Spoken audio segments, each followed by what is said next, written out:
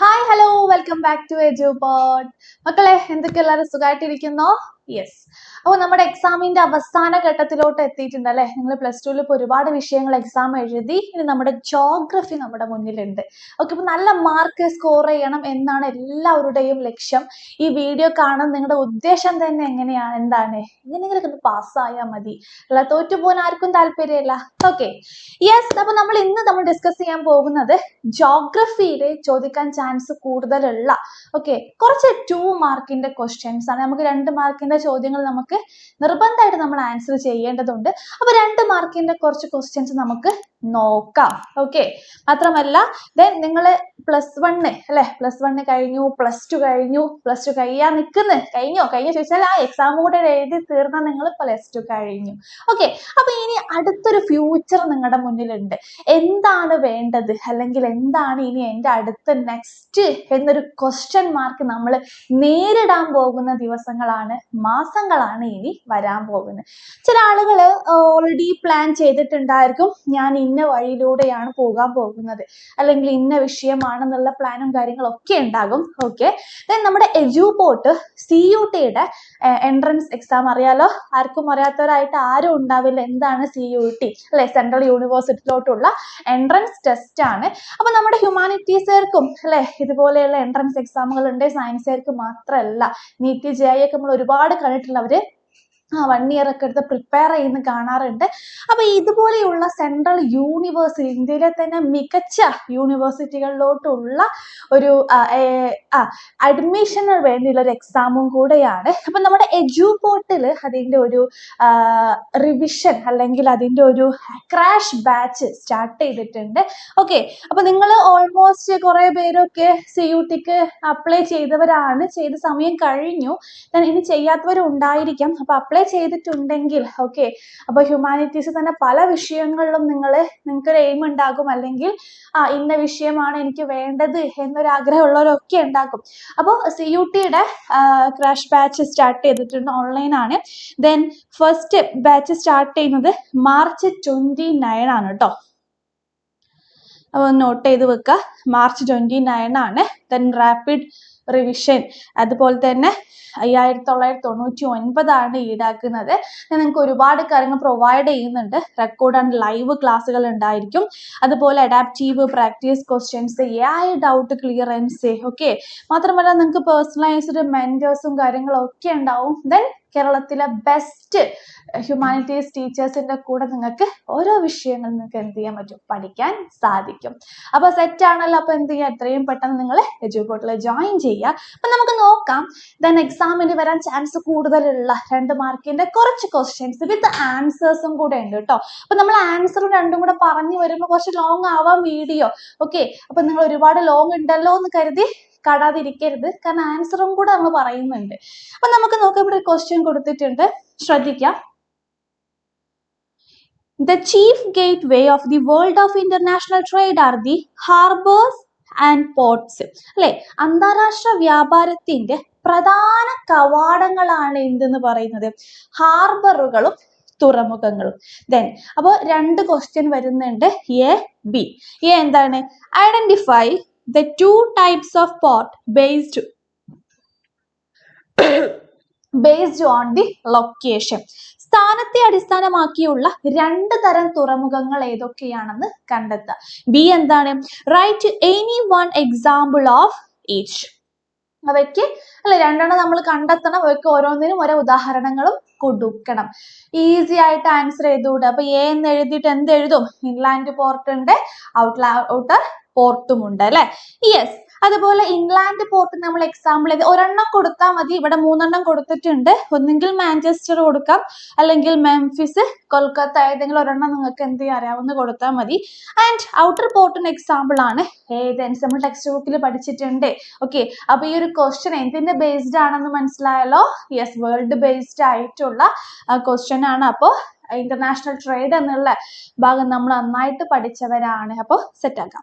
അടുത്തൊരു പ്രധാനപ്പെട്ട ടോപ്പിക്കാണ്. ടോപ്പിക്ക് ശ്രദ്ധിക്കുക, ക്വസ്റ്റ്യന്റെ പാറ്റേൺസും കാര്യങ്ങളൊക്കെ മാറാം. ഓക്കെ, ഇപ്പൊ നിങ്ങൾ എപ്പോഴും നമ്മളെ ജോഗ്രഫിയിലാണെങ്കിൽ ശ്രദ്ധിക്കേണ്ട കാര്യം ടോപ്പിക്കാണ്. ഈ ടോപ്പിക്ക് ക്വസ്റ്റ്യൻസ് വരാം, പല രീതിയിലും ചോദിക്കാം. ഓക്കെ, ആൻസേഴ്സ് എപ്പോഴും ഒരുപോലെ തന്നെ ആയിരിക്കാം. ടോപ്പിക് നമുക്ക് മാറ്റാൻ പറ്റില്ല, ക്വസ്റ്റ്യന്റെ പാറ്റേണുകൾ മാറ്റാം. ഇവിടെ iron and steel industry is called basic industry substance in the statement. ഇരുമ്പുരുക്ക് വ്യവസായത്തെ ഒരു അടിസ്ഥാന വ്യവസായം എന്ന് വിളിക്കാറുണ്ട്. ഈ പ്രസ്താവനയെ സാധൂകരിക്കാം. അപ്പൊ നമുക്കൊരു ക്ലൂ ഉണ്ട് ഇവിടെ. എന്താണ്? നമ്മുടെ സെക്കൻഡറി ആക്ടിവിറ്റി എന്നുള്ള ചാപ്റ്ററുമായി ബന്ധപ്പെട്ട ക്വസ്റ്റ്യൻ ആണ്. അയൺ ആൻഡ് സ്റ്റീൽ ഇൻഡസ്ട്രി എന്തൊരു അടിസ്ഥാന വ്യവസായമാണ്. അപ്പൊ ഇത് എന്തിൻ്റെങ്കിലും ഒരു റോ മെറ്റീരിയൽ ആണോ, അതോ ഇനി ഇത് വെച്ചിട്ട് വേറെ എന്തെങ്കിലുമൊക്കെ ഉണ്ടാക്കാം? അങ്ങനെ പല രീതിയിൽ നമുക്ക് എന്ത് ചെയ്യാം, നമുക്ക് ഇങ്ങനെ ഈ ക്വസ്റ്റ്യൻ വായിക്കുമ്പോൾ നമുക്ക് സംശയങ്ങൾ വരാം. നമുക്ക് നോക്കാം ഇങ്ങനെ ഒരു ചോദ്യം വരുമ്പോൾ എങ്ങനെ ആൻസർ ചെയ്യാം. ശ്രദ്ധിക്കുക, it provide raw materials, steel ആണ് കേട്ടോ ഉദ്ദേശിച്ചത്, for many other industries like construction, automobile machinery and ship buildings. ഇപ്പൊ നമ്മൾ ഈ നിർമ്മാണം, അതുപോലെ തന്നെ ഓട്ടോമൊബൈലിംഗ് ഒക്കെ അറിയാമല്ലോ നിങ്ങൾക്ക് എല്ലാവർക്കും, യന്ത്രങ്ങള്, കപ്പൽ നിർമ്മാണം അല്ലെ തുടങ്ങിയ പല വ്യവസായങ്ങൾക്കും റോ മെറ്റീരിയൽ ആയിട്ട് ഇവിടെ എന്താ ഉപയോഗിക്കുന്നത്? നമ്മുടെ ഉരുക്കാണ്, അല്ലെങ്കിൽ സ്റ്റീലാണ് അല്ലെ. അപ്പോൾ മിക്ക വ്യവസായങ്ങളും ഉപകരണങ്ങൾക്കും അടിസ്ഥാന സൗകര്യങ്ങൾക്കും ഇതിനെ ആശ്രയിക്കുന്നതിനാൽ വ്യാവസായിക വികസനത്തിന്റെ ഒരു അടിത്തറയാണ് എന്ത്? ഇരുമ്പുരുക്ക് വ്യവസായം. ദെൻ ദ്വിതീയ തൃതീയ മേഖലയുടെ വളർച്ച സാധ്യമാക്കുന്നതിലൂടെ ഇത് സാമ്പത്തിക വളർച്ചയെ പിന്തുണയ്ക്കുന്നുണ്ട്. അപ്പൊ നമ്മൾ നേരത്തെ പറഞ്ഞ പോലെ ഇരുമ്പ് എന്ന് പറഞ്ഞാൽ എന്താണ്? നമ്മള് ചില സ്ഥലങ്ങളിൽ അതൊരു സെക്കൻഡറി ദ്വിതീയ ഉൽപ്പന്നമായിട്ട് ഉപയോഗിക്കുന്നുണ്ട്. ചില വ്യവസായങ്ങൾ അതൊരു പ്രൈമറി അല്ലെങ്കിൽ അസംസ്കൃത വസ്തുവായിട്ട് റോ മെറ്റീരിയൽ ആയിട്ടും അത് ഉപയോഗിക്കുന്നുണ്ട്. അപ്പൊ അതുപോലെ ക്വസ്റ്റ്യൻസ് വരാം. അടുത്തൊരു ടോപ്പിക് ശ്രദ്ധിക്കുക, identify role of entry port in international trade. Write 2 examples for entry port. അന്താരാഷ്ട്ര വ്യാപാരത്തിൽ എൻട്രി പോർട്ട് തുറമുഖങ്ങളുടെ പങ്ക് തിരിച്ചറിയുക അല്ലെ. അപ്പോൾ സ്വാഭാവികമായിട്ടും രണ്ട് എൻട്രി പോർട്ടിന് 2 ഉദാഹരണങ്ങൾ കൊടുക്കാം. അപ്പൊ ഇന്റർനാഷണൽ ട്രേഡ് ആണ്, വേൾഡ് ബേസ്ഡ് ആയിരിക്കാം. അപ്പൊ എന്താണ് entry port? Entry port act as intermediate trading centre where goods are imported, stored, processed, then re-exported to other countries. They play an important role in global trade. Okay, അപ്പൊ ഈ entry port തുറമുഖങ്ങൾ ഒരു ഇടനില വ്യാപാര കേന്ദ്രങ്ങളായിട്ടും അത് പ്രവർത്തിക്കുന്നുണ്ട്. അപ്പൊ നമ്മൾ ഈ തുറമുഖങ്ങളിൽ ഇപ്പൊ സാധനങ്ങള് അല്ലെ കയറ്റാൻ, അല്ലെങ്കിൽ അത് ഇറക്കുമതി ചെയ്യാന്, ദെൻ അത് സൂക്ഷിച്ചു വെക്കുവാനുള്ള സ്റ്റോറേജ് സ്പേസുകള് അല്ലെ, തുടർന്ന് മറ്റ് രാജ്യങ്ങളിലോട്ട് വീണ്ടും അത് കയറ്റുമതി ചെയ്യുക പോലെയുള്ള പ്രവർത്തനങ്ങളൊക്കെ എൻട്രി പോർട്ടിൽ നടത്തുന്നുണ്ട്. ആഗോള വ്യാപാരത്തിൽ തന്നെ പ്രധാന പങ്ക് വഹിക്കുന്ന ഒരു തുറമുഖം കൂടെയാണ് എൻട്രി പോർട്ട് എന്ന് പറയുന്നത്. ദെൻ അതിന്റെ ഫീച്ചേഴ്സ് നോക്കാം. Role of entry port in international trade, അല്ലെ ആഗോള വ്യാപാരത്തിന്റെ വിതരണ കേന്ദ്രങ്ങളായിട്ട് അത് പ്രവർത്തിക്കുന്നുണ്ട്. Reduce transportation cost by breaking bulk cargo into smaller shipments. ഇവിടെ നല്ല ബൾക്കായിട്ടുള്ള ഹെവി അല്ലെ ചെറിയ കയറ്റുമതികളാക്കി ഇപ്പൊ വലിയ ഗുഡ്സോ അല്ലെ വലിയ ഹെവി ആയിട്ട് നിൽക്കുന്ന ബൾക്കായിട്ടുള്ള സാധനങ്ങളെ കുഞ്ഞു എന്താക്കി മാറ്റും അല്ലെ, കുഞ്ഞായിട്ട് ചെറുതാക്കിയിട്ട് കയറ്റുമതികളാക്കി വിഭജിച്ചത് ഗതാഗത ചെലവും കുറയ്ക്കുന്നുണ്ട്. Facilitate trade between countries that may not have a direct trade links. നേരിട്ടുള്ള വ്യാപാര ബന്ധങ്ങൾ ഇല്ലാത്ത രാജ്യങ്ങൾ തമ്മിലുള്ള വ്യാപാരം അത് സുഖകരമാക്കുന്നുണ്ട്. അപ്പൊ നിങ്ങൾ 2 മാർക്കിനാണ്, അപ്പൊ ഇത്രയൊന്നും വേണം എന്നില്ല. പക്ഷെ നിങ്ങൾക്ക് അറിയാവുന്ന പോയിന്റ് നിങ്ങൾ എന്ത് ചെയ്യുക, നിങ്ങൾ സ്റ്റോർ ചെയ്ത് വെക്കാം. എക്സാമ്പിൾ ശ്രദ്ധിക്കുക, സിംഗപ്പൂർ, ഹോങ്കോങ്ങിലൊക്കെ നമുക്ക് ഇതുപോലുള്ള എൻട്രി പോർട്ടുകൾ ഉണ്ട്. യെസ്, അടുത്തൊരു പ്രധാനപ്പെട്ട ടോപ്പിക്കാണ് list out the consequences of air pollution. വായു മലിനീകരണത്തിന്റെ അനന്തരഫലങ്ങൾ എന്തൊക്കെയാണ്? അറിയാലോ, ഒരു എയർ പൊല്യൂഷൻ ഉണ്ടായാൽ എന്തൊക്കെയാണ് നെഗറ്റീവായിട്ട് എഫക്ട് ചെയ്യുക അല്ലെ? മനുഷ്യനെയും അല്ല പല സംഭവങ്ങളും അത് എഫക്ട് ചെയ്യുന്നുണ്ട്. അപ്പൊ അത് ഓരോ നിങ്ങൾക്ക് അറിയാവുന്ന പോയിന്റുകൾ എഴുതി വെക്കാം. ഫസ്റ്റ് വൺ ഹെൽത്ത് പ്രോബ്ലംസ് ആണ് അല്ലെ, നല്ല ആരോഗ്യ പ്രശ്നങ്ങൾ അത് ഉണ്ടാക്കുന്നുണ്ട്.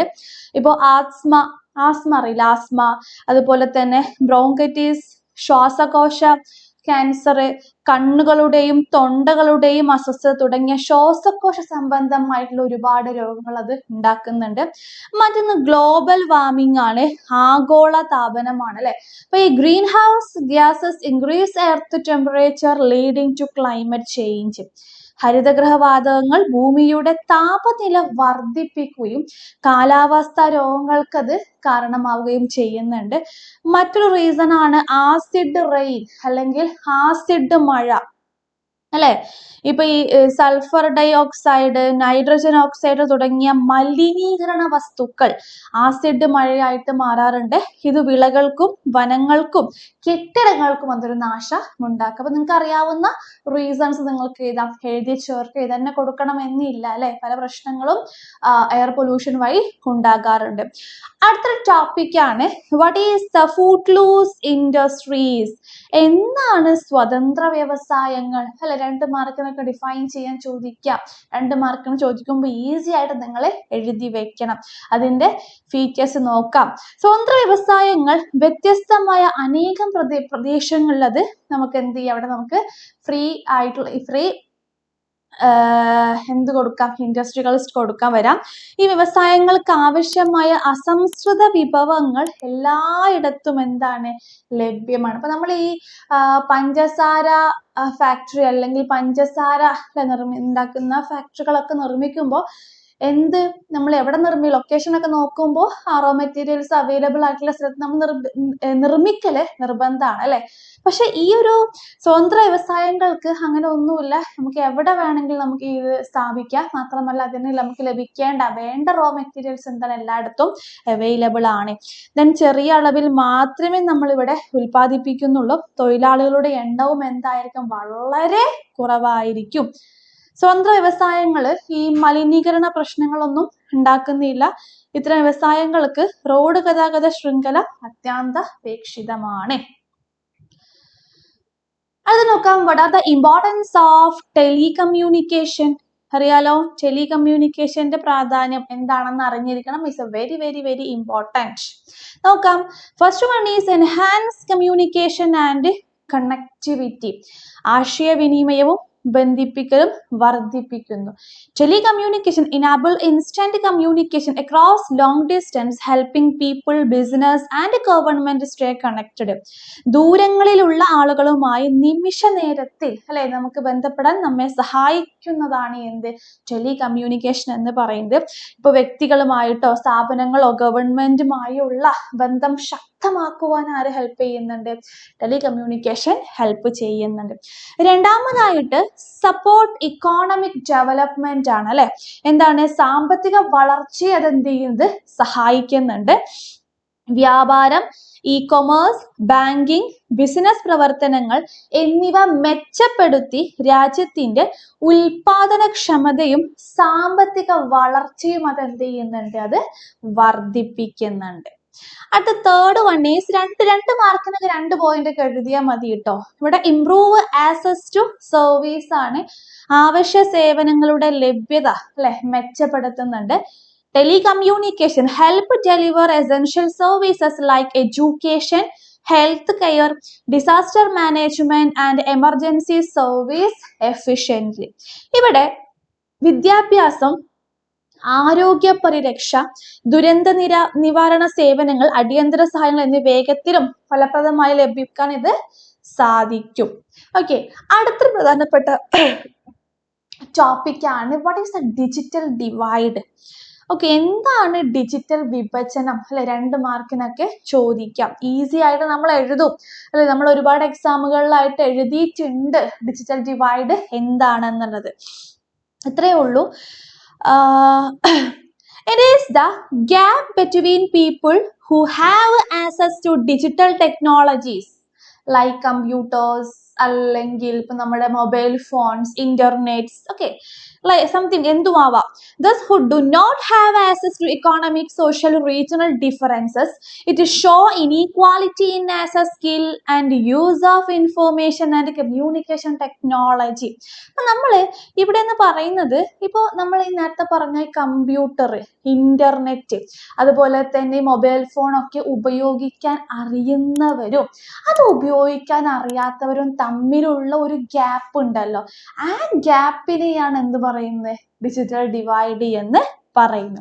ഇത് സാമ്പത്തിക, സാമൂഹിക, പ്രാദേശിക വ്യത്യാസങ്ങൾ മൂലമാണ് ഈ ഒരു ഡിജിറ്റൽ ഡിവൈഡ് അല്ലെങ്കിൽ ഒരു വിഭജനം ഉണ്ടാകുന്നത്.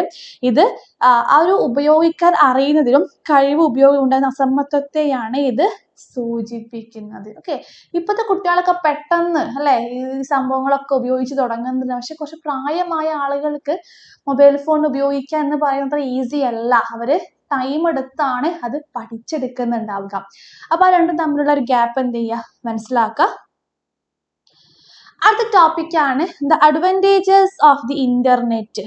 ഇങ്ങനത്തെ ക്വസ്റ്റ്യൻസ് ഒക്കെ വരുമ്പോൾ ഈസി ആയിട്ട് ആൻസർ ചെയ്യുക അല്ലെ. എന്തൊക്കെ നമ്മളൊക്കെ സ്ഥിരമായിട്ട് ഉപയോഗിക്കുന്നതാണ് ഇന്റർനെറ്റ് എന്ന് പറയുന്നത്. അതിന്റെ ഗുണങ്ങളാണ്. ഓക്കെ, ചിലപ്പോൾ എന്തും ചോദിക്കാം, ഇവിടെ ഡിസഡ്വാൻറ്റേജസ് ചോദിക്കാം അല്ലെ, ഡീമെറിറ്റ് ചോദിക്കാം, ദോഷങ്ങൾ ചോദിക്കാം. അപ്പൊ എന്ത് ചെയ്യുക, അതിന്റെ ദോഷവശങ്ങൾ എന്ത് ചെയ്യുക, എഴുതി കൊടുക്കുക കേട്ടോ. ഇവിടെ ഗുണങ്ങളാണുള്ളത്. ആക്സസ് ടു ഇൻഫോർമേഷൻ, നമുക്ക് വിവരങ്ങളെ ലഭ്യമാകും അല്ലെ. ഒരുപാട് വിവരങ്ങൾ നമുക്ക് എവിടെ നിന്ന് കിട്ടും, നമുക്ക് ഇന്റർനെറ്റിലൂടെ നമുക്ക് ലഭിക്കുന്നുണ്ട്. ദെൻ കമ്മ്യൂണിക്കേഷൻ, നല്ലൊരു കമ്മ്യൂണിക്കേഷൻ സൗകര്യം. ഇപ്പൊ നമുക്ക് കോൾ ചെയ്യാം, വീഡിയോ കോൾ ചെയ്യാം അല്ലെ, കണ്ടുകൊണ്ട് സംസാരിക്കാൻ പറ്റും, ഇമെയിലുകൾ അയക്കാൻ പറ്റും, അതുപോലെ സോഷ്യൽ മീഡിയ, മെസ്സേജിങ് അല്ലെ, നമുക്ക് ഫേസ് ടു ഫേസ് ആയിട്ട് നമുക്ക് കണ്ട് അല്ലെ, റിയൽ ആയിട്ടല്ലെങ്കിലും നമുക്ക് എന്ത് ചെയ്യാൻ പറ്റും, വീഡിയോ കോളിലൂടെ ഒക്കെ നമുക്ക് സംസാരിക്കാനും സന്ദേശങ്ങൾ കൈമാറാനും ഒക്കെ സാധിക്കും. മാത്രമല്ല എന്താണ്, വളരെ സിമ്പിൾ ആണ്, നമുക്ക് പെട്ടെന്ന് ക്വിക്ക്ലി നമുക്ക് ഇൻഫർമേഷൻ ലഭിക്കുന്നുണ്ട്. ദെൻ അപ്പൊ നിങ്ങൾക്ക് അറിയാവുന്ന കാര്യങ്ങളൊക്കെ എന്ത് ചെയ്യുക, എഴുതി കൊടുക്കാം. അടുത്തത് what is the balance of trade. Important ആണ്. എന്താണ് വാണിജ്യ ബാലൻസ് അല്ലെങ്കിൽ ബാലൻസ് ഓഫ് ട്രേഡ് എന്താണെന്ന് 2 മാർക്കിന് ക്വസ്റ്റ്യൻസ് വരാം. അറിയാലോ, balance of trade refers to the difference between the value of a country export and import of goods during a specific period. ഇവിടെ ഒരു രാജ്യത്തിന്റെ സാധനങ്ങളുടെയും കയറ്റുമതിയുടെയും അല്ലെ, കയറ്റുമതിയിലും ഇറക്കുമതിയിലും ഉണ്ടാകുന്ന മൂല്യത്തിലുള്ള വ്യത്യാസത്തെയാണ് എന്ത് പറയുന്നത്, ബാലൻസ് ഓഫ് ട്രേഡ്. ഇവിടെ നമുക്ക് ഫേവറബിൾ ബാലൻസ് ഓഫ് ട്രേഡും ഉണ്ട്, അൺഫേവറബിൾ ബാലൻസ് ഓഫ് ട്രേഡും ഉണ്ട്. അതെന്താണ്? ഇപ്പൊ അത്രയേ ഉള്ളൂ. ഒരു രാജ്യത്തില് കയറ്റുമതി അല്ലെ, ആ രാജ്യത്തിലെ പ്രൊഡക്റ്റ് മറ്റു രാജ്യങ്ങളിലോട്ട് കയറ്റുമതി ചെയ്യുന്നതാണ് കൂടുതൽ എങ്കിൽ അവിടെ എന്തായിരിക്കും, അനുകൂലമായിട്ടുള്ള വാണിജ്യ ബാലൻസ് അല്ലെങ്കിൽ ഫേവറബിൾ ആയിട്ടുള്ള ബാലൻസ് ഓഫ് ട്രേഡ് ആയിരിക്കും ഉണ്ടാവുക. ദെൻ നേരെ മറിച്ച് ആ രാജ്യത്തോട്ട് മറ്റു രാജ്യങ്ങളിലെ പ്രൊഡക്ട്സ് ഒന്നെങ്കിൽ അഗ്രേറിയൻ ഗുഡ്സ് ആയിരിക്കാം, അത് ഇങ്ങോട്ട് ഇറക്കുമതി ചെയ്യുന്നതാണ് കൂടുതലെന്നെങ്കിലോ പ്രതികൂലമാണ് അല്ലെ. അവിടെ എന്തായിരിക്കും, പ്രതികൂല വാണിജ്യ ബാലൻസ് ആയിരിക്കും, അൺഫേവറബിൾ ആയിട്ടുള്ള എന്താവും, ബാലൻസ് ഓഫ് ട്രേഡ് ആകും ഉണ്ടാവുക. അപ്പൊ ചിലപ്പോൾ ഇങ്ങനെയും ക്വസ്റ്റ്യൻ വരാം, ഫേവറബിൾ ബാലൻസ് ഓഫ് ട്രേഡ് അല്ലെങ്കിൽ അൺഫേവറബിൾ ആയിട്ട് അങ്ങനെയും ക്വസ്റ്റ്യൻ വരാം. ദെൻ ബാലൻസ് ഓഫ് ട്രേഡ് അങ്ങനെയും ക്വസ്റ്റ്യൻ വരാം. അപ്പൊ എന്ത് ചെയ്യുക, രണ്ടും എന്താണെന്ന് മനസ്സിലാക്കുക, രണ്ടും സെയിം ആണ്. ഓക്കെ, അപ്പൊ 2 മാർക്കിന് പ്രതീക്ഷിക്കാം. അടുത്ത what is the free trade. Okay, നമ്മൾ പറഞ്ഞു. Yes, what is the features of WTO, world trade ഓർഗനൈസേഷന്റെ ഫീച്ചേഴ്സ് 2 മാർക്കിന് ചോദിക്കാം. ഓക്കെ, അപ്പൊ എന്തൊക്കെ ഫീച്ചേഴ്സ് നിങ്ങൾ എഴുതും, അറിയാലോ? യെസ്, ഗ്ലോബൽ ട്രേഡ് ബോഡിയാണ്, ആഗോള വ്യാപാര സംഘടനയാണ്. പ്രൊമോട്ട് ഫ്രീ ട്രേഡ്, സ്വതന്ത്ര വ്യാപാരത്തെ അത് പ്രോത്സാഹിപ്പിക്കുന്നുണ്ട്. ഡിസ്പ്യൂട്ട് സെറ്റിൽമെന്റ് മെക്കാനിസം, വ്യാപാര തർക്കങ്ങൾ സമാധാനപരമായിട്ട് പരിഹരിക്കുന്ന ഒരു ഓർഗനൈസേഷൻ ആണ്. ഈക്വൽ ട്രീറ്റ്മെന്റ്, അല്ലെ, എല്ലാവരെയും സമത്വമായിട്ടാണ് കാണുന്നത്, അങ്ങോട്ടും ഇങ്ങോട്ടും ഏറ്റക്കുറച്ചിലുകൾ ഒന്നുമില്ല. ട്രേഡ് പോളിസി റിവ്യൂ, വ്യാപാര നയം നിരീക്ഷണം. ഡെവലപ്മെന്റ് സപ്പോർട്ട്, വികസന രാഷ്ട്രങ്ങൾക്ക് അത് പിന്തുണ നൽകുന്നുണ്ട്. അപ്പൊ ഇത്രയും പോയിന്റുകൾ പഠിച്ചു വെക്കുക, അഥവാ 2 3 ഒക്കെ എഴുതി കൊടുത്താൽ മതി. 2 മാർക്കിന് വളരെ കൂടുതലായിട്ട് എഴുതേണ്ട ആവശ്യമൊന്നുമില്ല. ഓക്കെ, അടുത്ത what are the advantages of water transport, ജലഗതാഗതത്തിന്റെ ഗുണങ്ങൾ ചോദിച്ച് ക്വസ്റ്റ്യൻ വരാം. ഫസ്റ്റ് വൺ എന്താണ്? ചീപ്പസ്റ്റ് മോഡ് ഓഫ് ട്രാൻസ്പോർട്ടേഷൻ ആണ്, ഏറ്റവും കുറഞ്ഞ ചെലവിലുള്ള ഗതാഗത മാർഗമാണ്.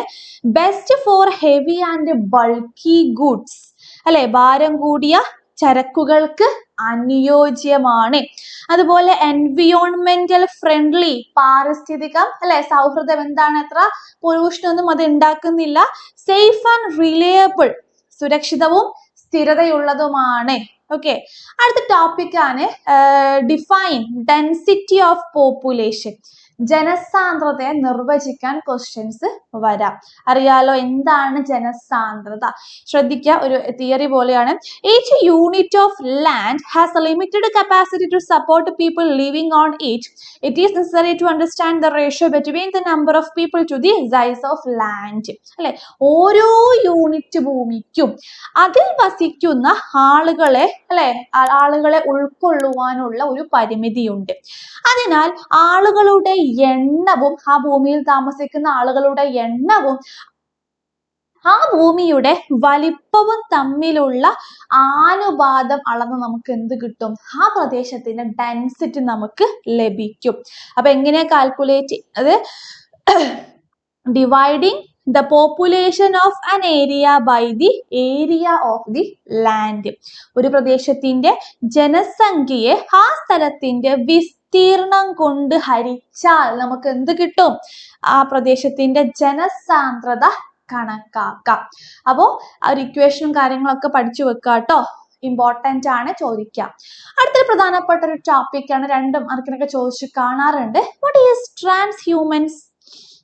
നമ്മളെ ഒരുപാട് എക്സാമിന് പഠിച്ചു അല്ലെ, ട്രാൻസ് ഹ്യൂമൻസ് എന്താണെന്നുള്ളത് അറിയാലോ, വളരെ സിമ്പിൾ ആയിട്ട് അറിയാം. ഇത്രയേ ഉള്ളൂ. നമ്മുടെ പ്രൈമറി ആക്ടിവിറ്റീസ് എന്നുള്ള ചാപ്റ്ററിലെ ക്വസ്റ്റ്യൻ ആണ്. വേനൽക്കാലമാകുന്ന സമയത്ത് മൃഗങ്ങളുടെ കൂട്ടത്തെ കൂട്ടി, അല്ലെ, ആരെ, മൃഗപരിപാലകർ, അവർ പറയുന്നുണ്ട് അവരുടെ ആ ഒരു വിഭാഗം ഹുജ്ജർ അല്ലെങ്കിൽ ബഗർവാൾ, ഗദ്ദി തുടങ്ങിയ ട്രൈബിൾസ് ആ മൃഗകൂട്ടങ്ങളെയും കൂട്ടി വേനൽക്കാലത്ത് സമതല പ്രദേശങ്ങളിൽ നിന്നും എങ്ങോട്ട് പോകും? മല മുകളിലോട്ട്, അല്ലെ, പർവ്വത മേഖലകളിലോട്ട് പോകുന്നു. ദെൻ ശൈത്യകാലം ആരംഭിക്കുമ്പോൾ, ശൈത്യകാലം സ്റ്റാർട്ട് ചെയ്താല് മലമുകളിൽ നിന്നും സമതലങ്ങളിലോട്ട് തിരിച്ച് ഇങ്ങോട്ടും വരുന്നു. അപ്പോൾ ക്ലൈമറ്റിനനുസരിച്ച് ഉള്ള മൃഗങ്ങളെയും കൊണ്ട്, അല്ലെ, ആട്ടിടയന്മാർ അങ്ങോട്ടും ഇങ്ങോട്ടും പോകുന്നതിനെയാണ് നമ്മൾ ട്രാൻസ് ഹ്യൂമൻസി എന്ന് പറയുന്നത്. അപ്പൊ ഇവരുടെ ഈ ഒരു ട്രൈബൽ വിഭാഗക്കാരൊക്കെ പേരൊക്കെ ഒന്ന് പഠിച്ചു വെക്കുക കേട്ടോ. It's very important. ഒക്കെ മെൻഷൻ ചെയ്യുമ്പോൾ നമുക്ക് 1/2 മാർക്ക് കിട്ടും. ദെൻ അടുത്ത പ്രധാനപ്പെട്ട ടോപ്പിക് ആണ് ഡിഫൈൻ ഹ്യൂമൻ ജോഗ്രഫി. ഓക്കെ, മാനവിക ഭൂമിശാസ്ത്രത്തെ ഡിഫൈൻ ചെയ്യാൻ ചോദിക്കാം. ഏതെങ്കിലും ഒരെണ്ണവും ഡിഫൈൻ ചെയ്യാൻ ചോദിക്കുന്നുണ്ടാവുക. അപ്പൊ എന്താണെന്ന് അറിയാലോ ഹ്യൂമൻ ജോഗ്രഫി. ഓക്കെ, മാനവ വികസനത്തിന്റെ നിർവചനങ്ങൾ നമ്മൾ ഒരു 4 എണ്ണം പഠിച്ചിട്ടുണ്ട്. ഇവിടെ നമുക്ക് LNC സിമ്പിളിലാണ് കൊടുത്തിട്ടുള്ളത്. നോക്കാം. Human geography is the study of the changing relationship between the unresting man and the unstable earth. അല്ലെ, അശാന്തി ഇല്ലാത്ത മനുഷ്യരും അസ്ഥിരമായ ഭൂമിയും തമ്മിൽ മാറിക്കൊണ്ടിരിക്കുന്ന ബന്ധത്തെയാണുള്ള പഠനമാണ് എന്ത്? മാനവ ഭൂമിശാസ്ത്രം എന്ന് പറയുന്നത്. ആരാണ്? അദ്ദേഹത്തിന്റെ പേര് പഠിച്ചു വെക്കുക, LNC സിമ്പിൾ. ഓക്കെ, റാഡ്സലിൻ്റെ ഉണ്ട്, അതുപോലെ എന്ത് ചെയ്യാതെ ഒരാൾ പഠിച്ചു വെക്കുക കേട്ടോ. അടുത്തത് നമുക്ക് 2 മാർക്കിന് അല്ലെങ്കിൽ 3 മാർക്കിനൊക്കെ ചോദ്യങ്ങൾ വരാറുണ്ട്. What are the sub discipline of human geography. മാനവ ഭൂമിശാസ്ത്രത്തിന്റെ ഉപവിഭാഗങ്ങൾ ഏതൊക്കെയാണ്? അറിയാലോ സോഷ്യൽ ജോഗ്രഫിയുടെ സബ് ഫീൽഡുകളാണ്. ശ്രദ്ധിക്കുക, behavioural geography, geography of social wellbeing, geography of leisure, cultural geography, gender geography, historical and medical geography. പഠിച്ചു വെക്കാം, 2 മാർക്കിന് ചോദിക്കാം. ഓക്കെ, വേറെയും ഉണ്ട്. ഇക്കോണമിക് ജോഗ്രഫിയുടേത് കൊടുത്തിട്ടുണ്ട് അല്ലെ. Geography of resources, geography of agriculture, geography of industry. Okay, പഠിച്ചു വെക്കാം. അടുത്ത ടോപ്പിക് ആണ് വാട്ട് ഈസ് സർവീസ് അല്ലെ. എന്താണ് സേവനം? നമ്മുടെ ക്വീനറി ആൻഡ് കോട്ടോണറി ആക്ടിവിറ്റീസ് എന്നുള്ള ചാപ്റ്ററിലെ ക്വസ്റ്റ്യൻ ആണ്. അപ്പോൾ 2 മാർക്കിന് ചോദിക്കാം. അപ്പൊ നിങ്ങൾ സിമ്പിൾ ആയിട്ട് എന്തെഴുതും? തൃതീയ മേഖലയിലെ സേവനം എന്നത് ഭൗതിക വസ്തുക്കൾ നിർമ്മിക്കാത്ത പക്ഷെ മറ്റുള്ളവർക്ക് സമൂഹത്തിനും സഹായകരമായ ആനുകൂല്യങ്ങൾ നൽകുന്ന സാമ്പത്തിക പ്രവർത്തനങ്ങളാണ് നമ്മൾ എന്ത് പറയുന്നത്? സേവന മേഖല എന്ന്. ഫോർ എക്സാമ്പിൾ ബാങ്കിങ്, എഡ്യൂക്കേഷൻ ഒക്കെ എക്സാമ്പിൾ ആയിട്ട് കൊടുക്കാം. അടുത്തത് explain the problem of Indian agriculture. ഈ ടോപ്പിക് നമ്മുടെ എസ്സേ ടോപ്പിക്കുമാണ്. പക്ഷെ ഇത് ഇടയ്ക്ക് 2 മാർക്കിനും ചോദിക്കാം. ഓക്കെ, അപ്പൊ എന്തൊക്കെയാണ് കാർഷിക മേഖല നേരിടുന്ന പ്രശ്നങ്ങള്? ചിലപ്പോൾ ഇത് ഫ്ലോ ചാർട്ട് ആയിട്ട് കൊടുക്കാം. ഓക്കെ, ഫ്ലോ ചാർട്ടില് എന്താകും? ഇവിടെ പ്രോബ്ലം ആയിരിക്കും. എന്നിട്ട് ഓക്കെ, ഇവിടെ എഴുതിയിട്ടുണ്ടാകും. ഇവിടെ നമുക്ക് ക്വസ്റ്റ്യൻ മാർക്ക് ആയിരിക്കും. അപ്പൊ എന്താകും? നമ്മൾ ഈ 2 ഭാഗം A, B എന്നുള്ള ഭാഗം ഫില്ല് ചെയ്യേണ്ടി വരും. അപ്പൊ ശ്രദ്ധിക്കുക, ഒന്ന് dependence on monsoon, low productivity, financial problems and indebtedness. Okay, പഠിച്ചു വെക്കുക. 2 മാർക്കിന് ക്വസ്റ്റ്യൻസ് ഉണ്ടാകും. അടുത്ത ഡിഫൈൻ നീതി ആയോഗ്. ഓക്കെ, നീതി ആയോഗ് അറിയാലോ, 2 മാർക്കിന് ക്വസ്റ്റ്യൻ വരാം. അപ്പൊ എന്താണ് നീതി ആയോഗ്? അത് വന്ന ഇയർ ഇവിടെ കൊടുത്തിട്ടുണ്ട്. 2015 ജനുവരി 1 നീതി ആയോഗ് വന്നിട്ടുള്ളത്. ഇത് ആസൂത്രണ കമ്മീഷന് പകരം വന്നതാണ് നീതി ആയോഗ്. 2 പോയിന്റ് ആയില്ലേ? അപ്പോ എന്ത് ചെയ്യുക? പഠിച്ചു വെക്കുക. It's A very very very important. നമ്മൾ കൂടുതലായിട്ട് നമ്മൾ ലൈവുകളിലൊക്കെ നമ്മൾ ഡിസ്കസ് ചെയ്യൂ കേട്ടോ. അപ്പൊ ഇത്രയും കാര്യങ്ങളാണ്. നിങ്ങൾ സ്കിപ്പ് ചെയ്യാൻ പാടില്ലാത്ത ടോപ്പിക്സുകളാണ്. ലെങ്തി വീഡിയോ ആയിട്ട് ഉണ്ടാകും. ഓക്കെ, നമ്മൾ ഓരോന്നും നിങ്ങൾ എന്ത് ചെയ്യുക? ക്വസ്റ്റ്യൻസും ആൻസറും ടോപ്പിക് ബേസ്ഡ് പഠിക്കാൻ ശ്രമിക്കുക. മറ്റൊരു വീഡിയോ ആയിട്ട് വീണ്ടും കാണാം. അതുവരെ ബൈ.